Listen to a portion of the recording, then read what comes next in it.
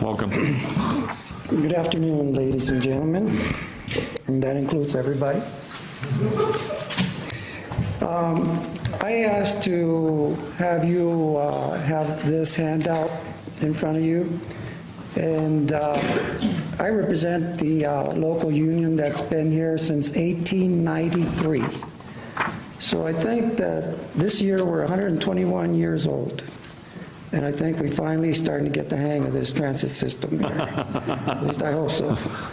But in all the years now, we also are about 200,000 members strong across America. And we understand about budgets, believe me. We've lost over 100 different operators on the South Yard that used to be called the South Yard. And that was devastating, because it not only created an unemployment issue, and many families got affected very sadly and had to move out. Some lost their homes, lost their livelihood, their pensions, everything was gone. And not counting that all the hardship that it's caused to the community that used to rely on that transit. So what I did is I took the time to kind of put in writing some of the things that you've heard tonight. But I've also offered some solutions, because we want to be more proactive, and we want to get every single little bit or as much bang out of our buck as we can. And you know, as you vote on these financial decisions, you know, those are all our tax money, our tax dollars, and we want to make sure that our tax dollars are getting the bang for the buck that they're supposed to. Now, I hear these stories every day, because I happen to be one of those bus drivers that has to say no to nice ladies like this because I don't have any more room. Or, you know, simply the bus is out of service. I'm sorry, ma'am, I can't pick you up. The bus is out of service. We call City Base. We try to ask them if it's okay if we transport this person. They just flat outright say no. And it breaks, I mean, it's heartbreaking to see not only ladies like this, but I hear ladies and gentlemen and young folks, old folks of all sizes, shapes, and colors getting on the bus because they're crying their eyes out because they lost their jobs, because they were 15 or half an hour late to work. And some of them have children, some have families, and it's devastating. And just because of the time frame. I outlined some of the issues with the schedules that we're looking at. Some very simple, very affordable, and some are even very economic, almost free solutions. We as a organization have allied with the coalition in order to help improve. I mean, every little bit counts. 400 here, 500 here. We've got our lobbyists in Washington also asking the the federal legislators to also contribute to this situation, and not just in the local level, but throughout America, because it's affecting every city in America. I think that our population now has reached close to, what, 600,000? Does anybody, am I close? So, you know, we're growing. And we're going through some very serious growing pains. And some of those growing pains are financial pains.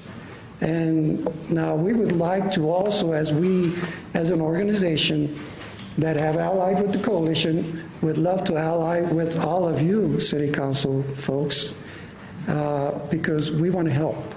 We want to be able to get out there, and we're willing to also donate our time on a volunteer basis to help you reach some of these goals that we all together as a team can reach. Unfortunately, there's a lot of red tape involved between our companies that we work for. We've gone through 3 or 4 companies already, and you know, it's back to almost the same old place where we started. Some of the city personnel that handle the transit system, we asked to be part of their committee, to sit on their routes and scheduling committees. They invited us to one meeting. After that, they never invited us back. And only because we're the ones that know. We drive these buses. I mean, we've got drivers in there that have been driving for, I'd say, close to 100 years, the way they look. They're pretty beat up, you know. So, but, you know, take advantage of our experience. Take advantage of our resources. We have resources to come right alongside of you and help, you know, or achieve these goals. Every time that, you know, we're a friend to whoever is a friend of transit. And that's our motto. If you are pro-transit, count on us to come alongside you when you need us. Whether it's during your campaign time or re-election time, we're there for you. Count on that. I'm making that declaration right here and now. So we've got a lot of membership. We reach a lot of constituents. Believe me, we reach a lot of constituents.